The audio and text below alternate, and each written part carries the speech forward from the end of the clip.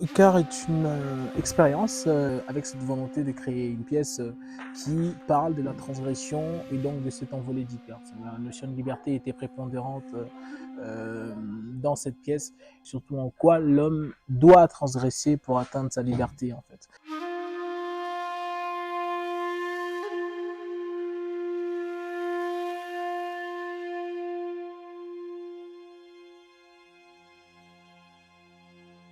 Dans la lecture de cette pièce assez controversée dans son sens et dans sa symbolique, on a voulu montrer à quel point Icar était plutôt l'image, l'incarnation du désir, de l'envie, et il sait qu'on doit tendre en fait. On doit tendre vers Icar, on doit devenir Icar, on doit être Icar. C'est-à-dire cette volonté de sortir des chaînes, de sortir des règles, que ce soit scéniques, que les règles de société. On pense selon ce que les gens vont penser de nous, et du coup ça fait tout un cercle vicieux, des règles parfois controversées, compliquées, ça fait que l'homme n'existe plus parce qu'il est un peu empêché par tous ces interdits en fait qui créent les labyrinthes dans sa vie en fait. Et du coup dans Icar, il y avait cette volonté de dire ok, c'est quoi ces interdits et comment en sortir, comment atteindre cette liberté.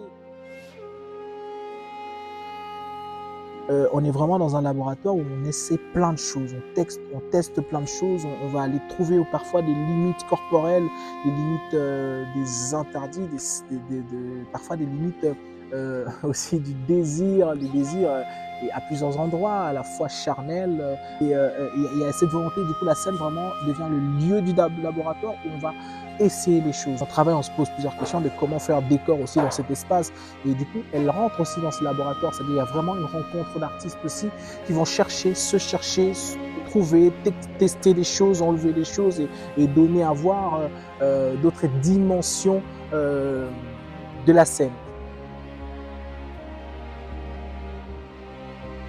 Et dans la 2, on découvre l'enfer d'Icar. Une fois qu'on s'est brûlé les ailes et qu'on arrive aux enfers, qu'est-ce qui se passe? Qu'est-ce qui devient Icar une fois brûlé aux ailes? Et la 2 raconte vraiment le passage, la vie d'Icar dans les enfers. Le texte s'impose dans Icar à partir du moment où je trouve ce lien très très très flou qu'il y a entre Icar et Phèdre. Phèdre complètement déboussolée par le fait qu'elle s'est amoureuse d'Hippolyte. Elle rentre dans un trouble effréné, elle est en train de mourir. Phèdre, lorsqu'on la retrouve, on la découvre, elle dit plusieurs fois quand tu seras mon crime, elle parle du crime pour parler de l'amour. Et c'est cette ambivalence entre comment ce sentiment qui peut être à la fois salvateur et à la fois grandiose, et pourtant c'est puissant. Et le texte, je rencontre ce texte à ce moment-là en disant ouais, et si dans mon Icar était dans un entre-deux entre Phèdre et Icar. Et en fait c'est tout le labyrinthe chorégraphique aussi. C'est pourquoi en même temps la chorégraphie doit être telle ou telle chose, pourquoi la scène doit être une intrigue qui commence du début à la fin, et pourquoi les intrigues ne peuvent pas se mêler, se tordre et se contredire. Bah, je suis pas sûr que ce soit ma dernière pièce parce que je pense que j'ai encore des choses à raconter et des choses à dire qui émergent dans ma tête et qui existent.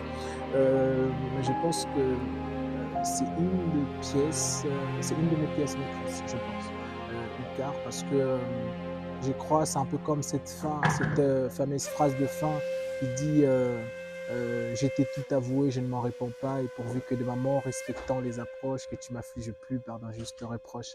C'est ça, en fait. Dans Icar, j'ai dit tout. Voilà, j'ai dit toute la vérité, rien que la vérité, et toute la vérité. Voilà.